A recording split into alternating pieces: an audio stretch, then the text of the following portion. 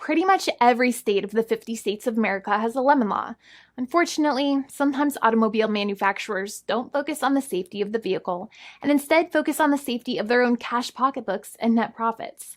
For that reason, if your car is a defective lemon, you should really know about your legal rights. So in the following, I am going to tell you all about what you can get or win when you win a lemon law case. Some automobile manufacturers make a lot of money and are rich, and a lot of people hate the dealerships for taking their money and giving them a hunk of junk, the runaround, and a bunch of lies. But sadly enough, the lemon law is not designed to make you rich, and it is not intended to make you wealthy.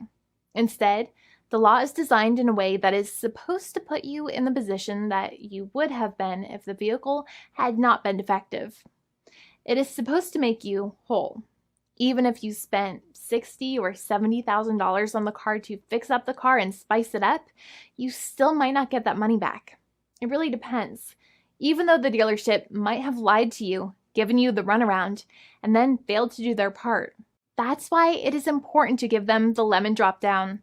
By winning lemon law cases, consumers are really making the road a safer place for all drivers and pedestrians by making automobile manufacturers care more about consumer safety. Now, what you get when you win a lemon law case usually comes down to one of three possible options or remedies.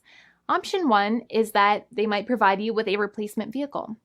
Option 2 is that they might offer you a refund or what is called a lemon law buyback. Options 3, I will discuss option 3 a little later on in this video, and it is an important option you should know about as well with some real lemon juice.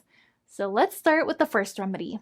Option 1 is that they can provide you with a replacement vehicle, which means you can basically trade your car in for a different vehicle, but there are some important things you should know about this option. The replacement vehicle should be a vehicle of similar value. The replacement vehicle should usually also be a vehicle from the same manufacturer with similar MSRP cost. It's crazy that many times, even though you really don't like dealing with that dealership, you might have to get a second car from the same manufacturer, even though they have lied to you and given you the runaround or given you a hard time. But there is another option with this as well, because year after year, the cost of vehicles might go up and the new vehicle might cost more. That price jump can make it difficult to get a car with the same MSRP price. Even though your car was a lemon, you might still have to pay that extra cost for the new and now more expensive vehicle. Thankfully, there is option 2, which allows you to get a refund through a lemon law buyback. But one of the problems with a buyback is that sometimes you might have to have a trade-in vehicle, and you might have still been required to pay more money on that trade-in vehicle.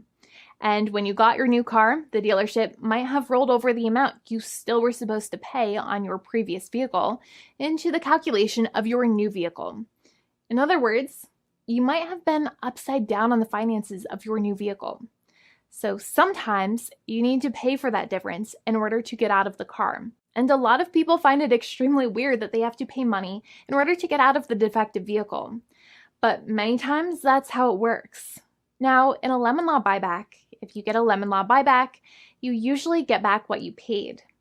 You may have bought the vehicle in a one lump sum all at once, or you more than likely had a finance or lease plan. What you usually get back is the money that you actually paid. Your hard-earned money that actually left your pocket and went straight into the pockets of the manufacturers. So think about it for a second and try to calculate about how much you paid. Think about the down payment and also add up all of the monthly payments that you have made for your car so far. It can add up to a lot of hard-earned money. In some cases, it can add up to $30,000 or more, but every case is different. Even though they accept that their vehicle is a lemon, many times the manufacturers still try to pinch pennies and also nickel and dime their customers. So they deduct certain fees during the negotiations, such as an offset for mileage for the portion of time that your vehicle did not have problems. Sometimes it is legal for manufacturers to deduct such things from the settlement you end up getting, but many times they may be doing so incorrectly or it might be taking away too much of your personal money. Having a powerful negotiator and experienced attorney by your side can be very helpful. In addition, most lawyers do not charge you out of your own pocket for their attorney's fees and court costs. Many attorneys only get paid if they win, and if they don't win, they just don't get paid anything. Lots of attorneys spend their own money on your case, and the attorney might never get the money back. But it may make sense for the lawyer to take that risk if you have a strong case. It reminds me of being a kid and selling lemonade and spending my piggy bank coins and quarters to make the lemonade, even though I was never sure if I would make my money back. But when I made amazing lemonade, everybody would want it. We would all be happier as a result.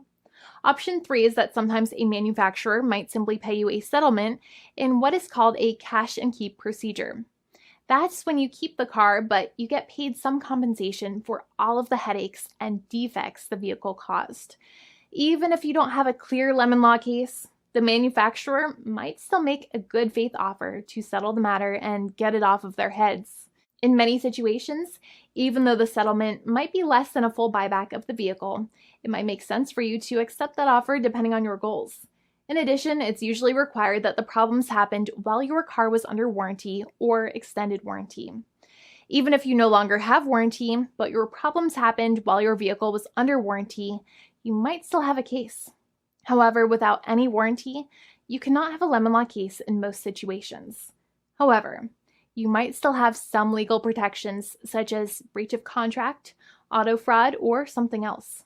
The founding attorney of the law firm, Jimmy and I, would love to speak to you.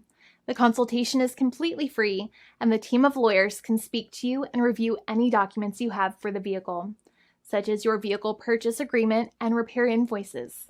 Call now for a completely complimentary and fully free consultation with an experienced lawyer. It's free to call 1-800-400-5050 day or night, 7 days a week, or visit us at www.californialaw.com. Lawyers are waiting to speak to you and encourage you to call.